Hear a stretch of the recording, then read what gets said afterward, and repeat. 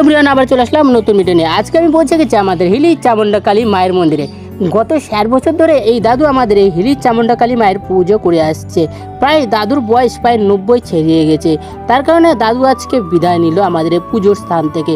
মানে দাদুর আজকে পুজোর বিদায়ের সংবর্ধনা জানানো হলো। সকলে এসেছে, দেখতে পাচ্ছ দাদুর সামনের ভিড়টা দেখতে পাচ্ছ, খুব সুন্দরভাবে এখানে সংবর্ধনা জানানো হয়েছে। সকলে এসেছিলো, আমিও ছিলাম, দেখতে পাচ্ছ এখানে। আর তোমরা কারা কারা হিলি থেকে ভিডিওটা দেখছো অবশ্যই কমেন্টে জানাতে ভুলবে না। আর এই দাদুকে আমরা পুজোর স্থানে দেখতে পাবো না, হয়তো আবার নতুন কোনো পুরোহিত আমরা এই মন্দিরে দেখতে পাবো। আর দেখতে পাচ্ছ এখানে সকলে সম্মানের সাথে দাদুকে বিদায় দেওয়া হচ্ছে। মানে এই বিদায় মানে সেই বিদায় ভেবো না কেউ, এটা হলো সংবর্ধনা জানানো হচ্ছে। দাদুর বাড়ি সম্ভবত আমাদের হিলিতেই বাড়ি, আমার জানা নেই। তোমাদের যদি কেউ কনফার্ম জেনে থাকো অবশ্যই কমেন্টেও জানিয়ে দেবে।